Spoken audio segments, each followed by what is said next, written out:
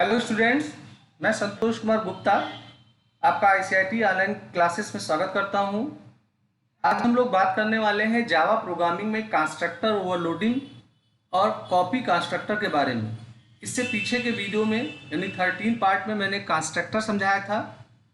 अगर आपने वो वीडियो नहीं देखा है तो पहले उस वीडियो को जरूर देखिए, उसका लिंक डिस्क्रिप्शन बॉक्स में होगा, तो फिर ये आगे का क्लास आपको समझ में आएगा। तो आज हम लोग बात करेंगे कि कंस्ट्रक्टर ओवरलोडिंग जावा में क्या होता है। तो यहाँ दो शब्द हैं, एक शब्द है कंस्ट्रक्टर और एक शब्द होता है ओवरलोडिंग। ये दोनों शब्द प्रयोग किए आते हैं हमारे मेथड के लिए, जो जावा में हम मेथड बनाते हैं। तो पहले मैं बात कर लेता हूँ कि ओवरलोडिंग क्या होता है।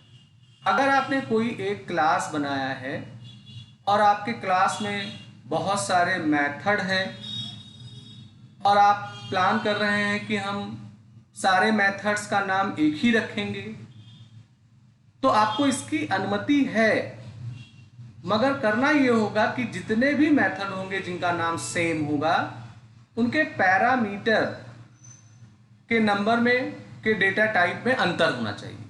जैसे आपने एक सम नाम का मेथड बनाया, उसमें इंटीजर ए का मैं इंटीजर भी ले लिया। एक सम नाम का आपने मेथड और बनाया, उसमें 3 इंटीजर ले लिए।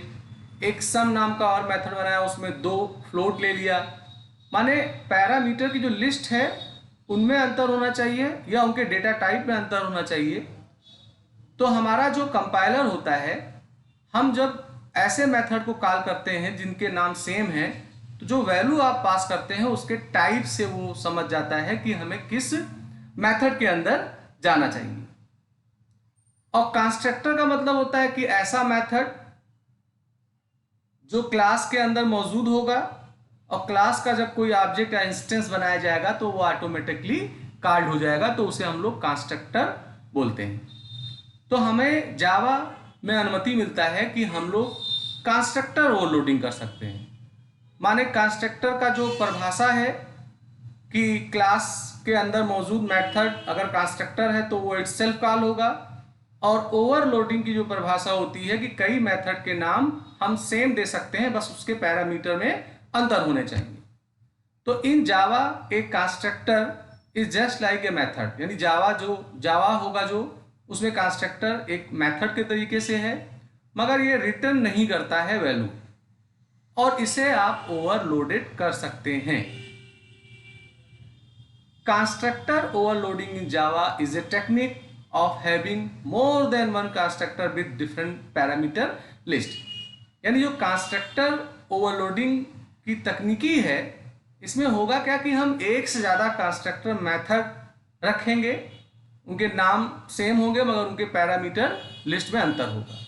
दे are arranged in a way that each constructor perform a different task. माने हम लोग इनको जो अरेंज करेंगे उनके टास्क के बिहाफ पे अरेंज करेंगे, और हमारा कंपाइलर कैसे डिफ्रेंशिएट करेगा कि हमें किस मेथड को कॉल करना है। तो जो नंबर ऑफ पैरामीटर आप पास करोगे या जो डेटा का टाइप होगा उसके बिहाफ पे वो आइडेंटिफाई करता है कि ये हमारा कंस्ट्रक्टर ओवरलोडिंग के बारे में डिटेल हुआता है। तो चलिए बिना देर किए हुए पहले इसका एक प्रोग्राम हम लोग बना के देख लेते हैं। तो देखिए, मैंने यहाँ पर एक प्रोग्राम बनाया है जो कंस्ट्रक्टर ओवरलोडिंग को डिमॉन्स्ट्रेट कर रहा है। मैंने एक क्लास बनाया है इम्प्लाई करके। मैंने इसमें 4 फील्ड लिए हैं, डेटा लिए हैं, वेरिएबल लिए हैं, integer EID, string name, integer age, float salary. तो ये 4 हमारे डेटा मेंबर हैं। अब अगर आप देखो तो इसमें मैंने एक मेथड बनाया है इम्प्लाई नाम का, दूसरा मेथड भी है इम्प्लाई नाम का, तीसरा मेथड भी है इम्प्लाई नाम का, चौथा मेथड भी है इम्प्लाई नाम का। तो जब किसी क्लास के अंदर जो मेथड बनाया जाए उसका नाम वही ही हो जो आपके क्लास का है, तो ये हो जाता है कंस्ट्रक्टर। और इसका एक विशेष डिफिनेशन ये होगा कि जब आप इस क्लास का इंस्टेंस बनाएंगे, ऑब्जेक्ट बनाएंगे, तो ये जो कंस्ट्रक्टर मेथड होंगे वो ऑटोमेटिकली कॉल्ड होंगे। और बात यहाँ आ रही है कि यहाँ तो मैंने बहुत सारे मेथड बना रखे हैं, सबका नाम सेम है। यहाँ भी इम्प्लाई है, यहाँ भी इम्प्लाई है, यहाँ भी इम्प्लाई है, यहाँ भी इम्प्लाई है। तो हुआ ये कि ये कंस्ट्रक्टर के साथ साथ ओवरलोडिंग की टेक्निक हो गई, क्योंकि ओवरलोडिंग ये अनुमति आपको देता है कि सेम नाम के मेथड आप यूज कर सकते हो, बस उसके पैरामीटर में लिस्ट में अंतर होना चाहिए। जैसे देखो अगर आप, तो इसके पास कोई पैरामीटर नहीं है। अगर आप इसको देखो तो यहाँ पे 2 पैरामीटर है, वो भी इंटीजर और स्ट्रिंग करके। यहाँ देखो तो 3 है, इंटीजर स्ट्रिंग और फिर इंटीजर करके। और यहाँ 4 है, इंटीजर स्ट्रिंग इंटीजर और फ्लोट करके। तो पैरामीटर के नंबरिंग में या उनके डेटा टाइप में अंतर होना चाहिए। और आप एक ही नाम के बहुत सारे मेथड बनाओगे तो वो मेथड ओवरलोडिंग हो जाएगा। और चूंकि सारे मेथडों का नाम सेम है तो ये जो हमारा होगा ये कंस्ट्रक्टर ओवरलोडिंग के कैटेगरी में आएगा। तो मैंने क्या किया है, कंस्ट्रक्टर 2 प्रकार का होता है। एक डिफॉल्ट कंस्ट्रक्टर यानी बिना पैरामीटर वाला। तो मैंने इम्प्लाई नाम का एक कंस्ट्रक्टर बनाया है, इसमें कोई पैरामीटर नहीं लिया है। दैट इसके अंदर मैंने केवल एक मैसेज प्रिंट करा दिया है। अगर दूसरे मेथड की बात की जाए तो मैं इसमें 2 पैरामीटर ले रहा हूं, और जो मैंने यहाँ वेरिएबल ऊपर ले रखा है इंस्टेंस वेरिएबल, उसमें उसकी वैल्यू असाइन कर रहा हूं। ऐसे यहाँ 3 के लिए किया गया है और ऐसे यहाँ 4 के लिए किया गया है। और यहाँ मैंने डिस्प्ले नाम का एक फंक्शन बनाया है जिनमें सारे वेरिएबलों फील्ड्स के वैल्यूओं को मैंने केवल प्रिंट किया है। अब हमारा दूसरा क्लास आया है जिसके अंदर मेन मेथड है। तो अगर आप देखो तो मैंने यहाँ इम्प्लाई नाम के क्लास का एक ऑब्जेक्ट बनाया है, उसका नाम E1 दिया है। तो चूंकि इम्प्लाई नाम का जो क्लास है उसमें कंस्ट्रक्टर मेथड है, तो ये कैसे जानेगा कि किसको हमें कॉल करना, चूंकि बहुत सारे कंस्ट्रक्टर मेथड बनाए गए हैं। तो यहाँ चूंकि कोई पैरामीटर पास नहीं किया गया है तो ये उस मेथड को कॉल करेगा जिसमें कोई पैरामीटर नहीं है ऊपर जो मैंने बनाया था।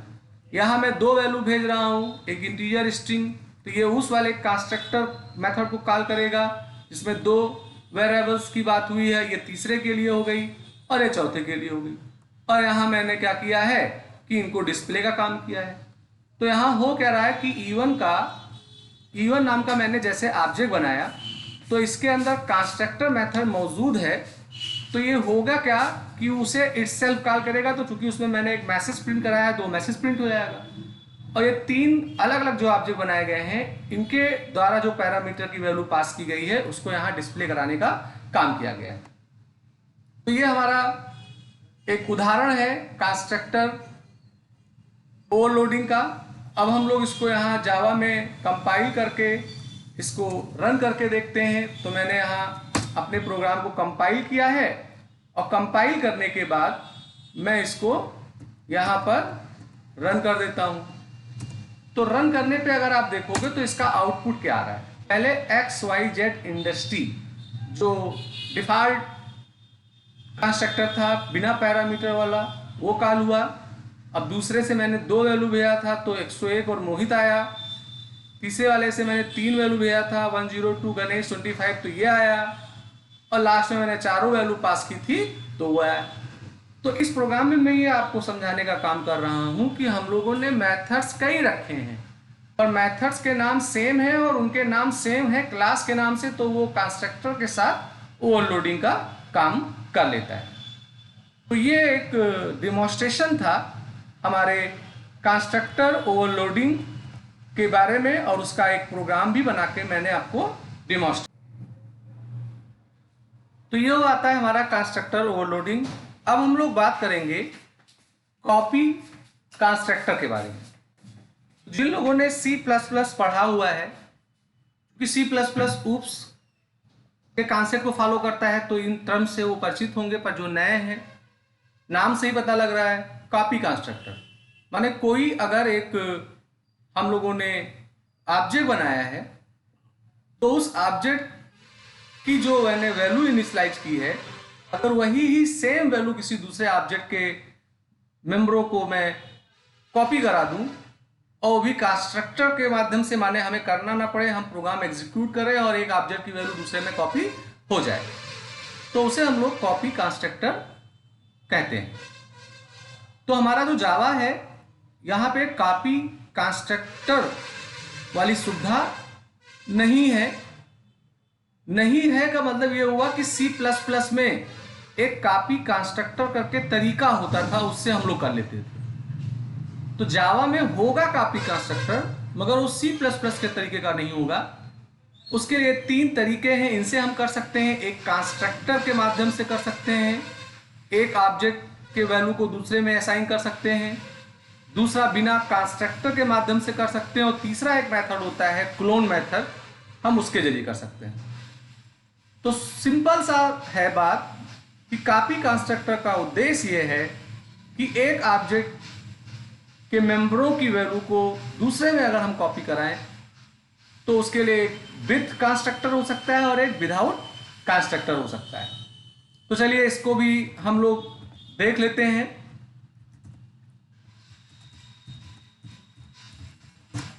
तो यहां पे मैंने एक प्रोग्राम बनाया हुआ है और ये कॉपी कंस्ट्रक्टर का काम करेगा, वो भी कंस्ट्रक्टर के माध्यम से।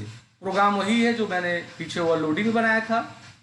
मैंने एक एम्प्लॉय नाम का क्लास बनाया, इसके 4 मेंबर हो गए। अब यहाँ एक मेथड है, इसका नाम भी एम्प्लॉय है। दैट मीन्स ये क्या हो गया, हमारा कंस्ट्रक्टर हो गया। और यहाँ पे मैंने चारों इनके पैरामीटर लिए हैं और चारों की वैल्यू मैंने रिसीव करा दी है। अब अगर आप देखो तो एक एम्प्लॉय नाम का और आ गया, तो इसका मतलब ये भी कंस्ट्रक्टर होगा मगर ओवरलोडेड हो रहा है। ऊपर भी एम्प्लॉय है, नीचे भी एम्प्लॉय है, मगर ऊपर वाले में 4 डेटा मेंबर थे। इसमें अगर आप देखो तो क्लास का ऑब्जेक्ट बनाया गया है। तो इसका मतलब ये जब कॉल होगा तो इसे एम्प्लॉय वाले के ऑब्जेक्ट की वैल्यू सप्लाई की जाएगी जो ई में रिसीव होगी, और ई के माध्यम से उसके मेंबरों की वैल्यू इन्हें रिसीव हो जाएगी।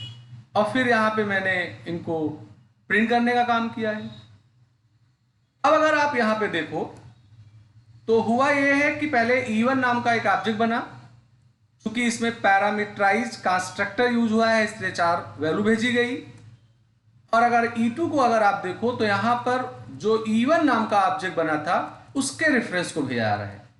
तो E1 के मेंबरों की जो वैल्यू है वो असाइन हो जाएगी हमारे इन वेरिएबलों में।